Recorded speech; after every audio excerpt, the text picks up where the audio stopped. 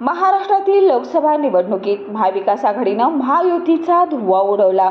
लोकसभेच्या रणांगणात सर्वात जास्त चर्चा रंगली ती सांगलीच्या जागेची. सांगलीच्या जागेवरून महाविकास आघाडीत काही प्रमाणात चढाओढ झाल्याचं पाहायला मिळत होतं. पण त्यातूनही काँग्रेसच्या विशाल पाटलांनी बंड करत अपक्ष म्हणून निवडणूक लढवली आणि सांगलीतून दणदणीत विजय मिळवला. विजयानंतर विशाल पाटलांनी पत्रकार परिषद घेऊन काँग्रेसलाच पाठिंबा देत असल्याचं जाहीर केलं. त्यानुसार आज पहाटे विशाल पाटील मुंबईकडे निघाले आहेत. पुण्यातून विश्वजित कदमही त्यांच्यासोबत मुंबईला जाणार आहेत. अजूनही विशाल पाटील तांत्रिकदृष्ट्या अपक्ष उमेदवार आहेत.